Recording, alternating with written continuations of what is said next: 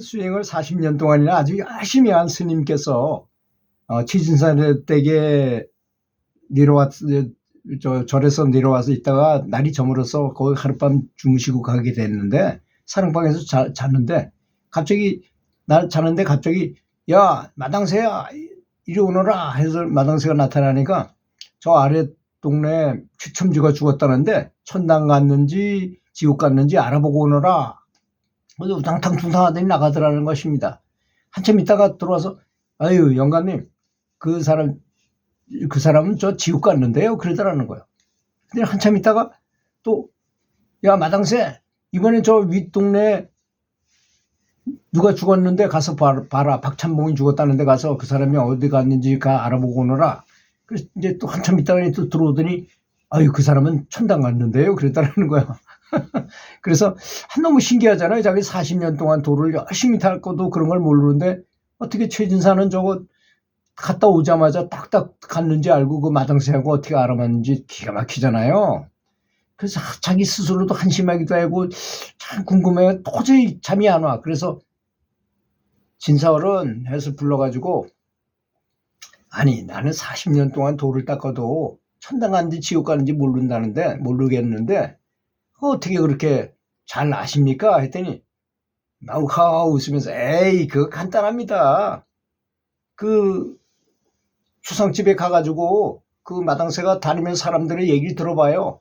그래서 사람들의 평이 그 사람이 평판이 좋으면 천당 간 것이고 저쪽처럼 가서 들어보니까 그 못 쓸 짓을 해가지고 사람들이 욕을 하고 뭐 이런 사람은 그 100% 지옥 가는 겁니다. 이렇게 말을 했다고 합니다. 그런데 여러분 이 말이 농담 같기도 하고 별거 아닌 예화처럼 들리지만 그렇지 않습니다. 극락 가는 방법은 두 가지라고 부처님께서도 경전에서 확실하게 말씀하셨어요. 하나는 뭐냐? 선행을 하는 것이라는 것입니다. 또 하나는 뭐냐? 염불 하는 것이랍니다. 염불 하는 것과 극락하는 것 중에 한 가지가 그 극락을 가게 한다는 것입니다. 그 경전에 분명하게 나온 얘기예요. 그러니까 그 사람이 보고 한 말이 결코 틀리지 않는 말이잖아요. 또 어떤 선지식께서 인생이란 무엇인가를 전체적으로 말씀하시는데 인생은 대인관계에서 사랑을 얼마나 주고받고 얼마나 실천하느냐, 사랑을 얼마나 실천하고 남의 잘못을 잘 용서하고 내가 잘못했을 때는 깊이 참여하고 잘 어울리는가 이런 것이라는 것입니다. 그러니까 우리 도반들끼리도 서로 지내다 보면 참 마음이 자비스럽고 남 베풀기 좋아하고 정말 잘하는 사람들은 저분은 참 등급이 높은 분이구나 하고 인정하면 100% 맞는 것입니다. 그것이. 그런데 저분이 염불을 많이 했지만 성질이 나빠. 화를 잘 내고 말이야. 다른 사람을 배려하는 게 배려심이 없어. 그럼 그건 낮은 거예요. 물어볼 필요도 없어요. 그거는.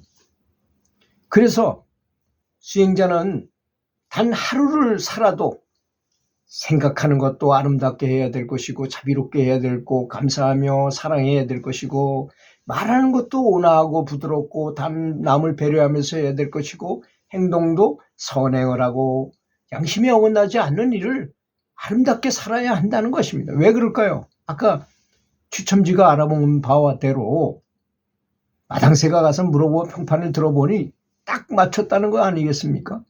그 말에 굉장한 진리가 들어있다는 사실을 알아야 됩니다. 그게 그냥 우스갯거리로 지나갈 말이 아니고 굉장히 중요한 말이라는 것입니다. 그렇다면 우리가 선행도 하고 염불도 한다 이겁니다. 선행은 어떻게 하면 제일 좋을까요? 선행은 제가 늘 말씀드리는 가마석경에 보면 100명분의 밥을 해가지고 아침, 점심, 저녁으로 매일 100명분을 그 100사람에게 이렇게 하는 것보다도 부처님께서 하신 말씀이에요. 가마석경이라는 경전에서 하신 말씀입니다. 차 한 잔 마실 시간 동안 다른 사람들이 잘 되길 기도하는 것보다 10,000배를 더 못하다 그랬어요. 그게. 그러니까 우리가 선행을 하는 것 중에 가장 큰 게 뭘까요? 시국이 어지러우면 시국이 잘 되도록 기도하고 또 전쟁이 난 나라를 위해서 기도하고 가난한 사람을 위해서 기도하고 그들이 잘 되길 바라는 마음 다른 사람들이 연불을 알고 진리를 알아서 성불할 수 있도록 도와주고 기도해주고 하는 것도 큰 보시인 것입니다. 그것도 큰 선행 중에 가장 큰 선행이잖아요. 그보다 더 좋은 선행이 어디 있을까요? 만약에 제가 돈이 아무리 많아가지고 100만 원씩 내준다. 내가 돈이 많아봐야 줘봐야 얼마나 주겠어요. 그 수많은 사람들을 100만 원씩 줘봐야 그게 무슨 도움이 될까요? 100만 원 받아가지고 뭐 잠시 동안 뭐 사 먹고 그만이죠. 그렇지 않습니까? 그렇지만 법보시를 해가지고 연불을 더 그전에 연불을 뜨뜻미지근하게 했던 거를 정말 연불, 내 자성불을 깨우치는 진정한 연불을 할 수 있게 했다 하면 그 공덕은 클 것이 아니겠습니까? 제가 뭐 공덕이 크기 위해서만 이렇게 얘기할까요? 과연 진심으로 제가 그런 걸 깨우쳤기 때문에 느꼈기 때문에 그렇게 하는 거 하면 훨씬 효과가 좋다는 것을 알기 때문에 그래서 자신 있게 말씀을 드리는 것입니다. 어떤 분은 댓글을 이렇게 달아요. 당신이 해봤느냐고. 해봤습니다. 오랫동안 해봤어요. 30년 정도 했습니다. 정말 그 쾌감, 그 법히 선열은 눈물이 흐르는 그 환희경이라는 건 상상 초월입니다. 그리고서 바로 죽는다면 극락왕생은 따놓은 당상이지요. 그래서 항상 평상시에도 아름답게 살아야 된다는 것입니다. 아름다운 생각, 자비로운 생각, 사랑하는 생각, 온화한 말, 부드러운 말, 남을 배려하는 말, 남의 응원이 되는 말, 칭찬이 되는 말, 그리고 행동은 양심에 어긋나지 않는 행동을 해야 된다는 것입니다. 다 알아요. 자기가 뭘 잘못했는지. 내가 이웃집 유부녀를 꼬셔가지고 내가 뭐 어떻게 한번 해보려고 생각했다면 그게 나쁘다는 거 본인이 더 잘합니다. 심판관은 나예요. 내 스스로가 심판관인 것입니다. 그게 바로 양심이라는 거잖아요. 그리고 자기한테는 녹화 기능이 다 있어요. 나는 모른다 해도 내 영혼은 다 기억하고 있기 때문에 뭐 염라대왕이 가서 판결을 내리고 다 내가 내 스스로 판결을 내리는 것입니다. 아니 내가 만약에 마음속에 뭐가 잔뜩 끼었어. 그럼 그거 빛으로 그걸 비춰가지고 그걸 태우지 않으면 내가 다른 사람이 될 수 없을 때는 어떻게 태울 거 아닙니까? 그게 바로 지옥이고 그런 뜻이지. 그렇지 않겠습니까? 사람은 정말로 언제 죽을지 모르는 것이 삶이라는 것을 늘 기억해야 한다고 저는 생각합니다. 저는 딸 자식이 갑자기 진짜 어이없이 사망을 하기도 하고 또 동생이 스스로 목숨을 끊는 일도 있었어요. 거기 참 교훈이 많더라고요. 그런데 보면. 그래서 사람이 살아있다는 것 자체도요. 지금 이게 너무 감사한 일이고 기적이라고 생각해야 됩니다. 그리고 인생의 시간 한 1분 1초 이 시간이 계속 흘러가는 이 시간이 너무나 금쪽같이 소중한 날이라는 것. 노는 입에 연불하라고. 연불하면 남는 게 있잖아요. 다른 건 다 없어집니다. 그렇지만 내가 연불에서 얻은 불광. 우리가 영혼이 바로 빛이잖아요. 영혼의 눈에 보이지는 않지만 그게 빛입니다. 그 빛이 우리가 연불을 하면 빛이 점점 커져요. 그 빛만이 유일하게 우리가 가져갈 수 있는 것입니다. 죽은 다음에 영원 불멸한 것입니다. 그러니까 등급을 올려야 돼. 영적 등급을 진보시키는 수밖에 없는 것입니다. 그래서 연불을 하라는 것입니다. 부처님이 신이 창조한 이 아름다움에 대해서 사랑과 경외심을 가지고 세상을 살면서 늘 부처님을 부르면서 부처님을 닮아가라고 노력하십시오. 부처님이 터득한 그 경지를 깨우치도록 닮아가도록 하는 것이 연불이기 때문인 것입니다.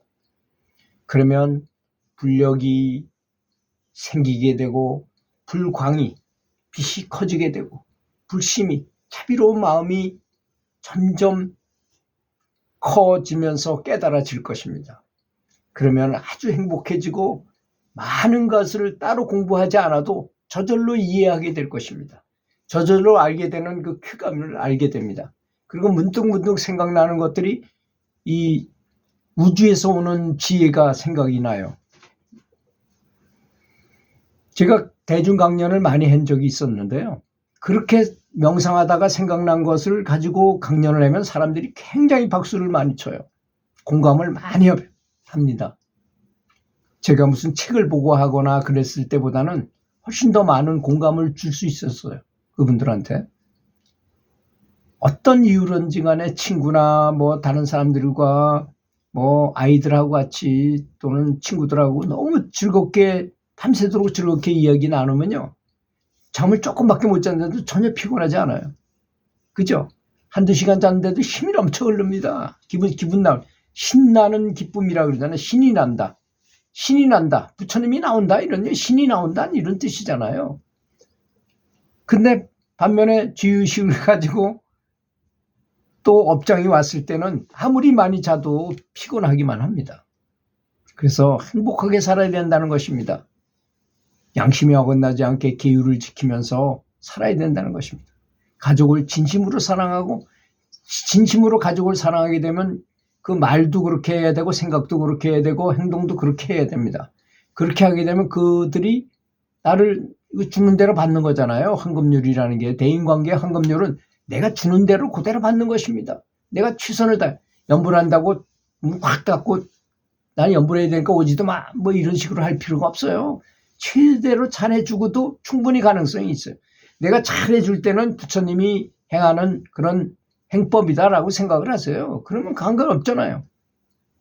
그리고 다정한 관계를 맺어놓고 아빠가 저 한댄다. 야 우리 도와줘야지. 제가 8시에 철연불을 한다고 가면은 아무 말도 안 해요. 가족들이.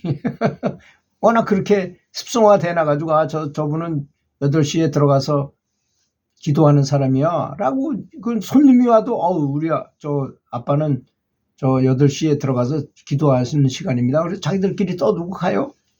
그 얼마나 좋습니까? 가족끼리 화목한 것이 사회에 나가서 성공하게도 되고 가화만사성인 것입니다.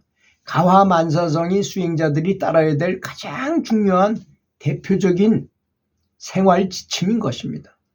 들어주셔서 감사합니다.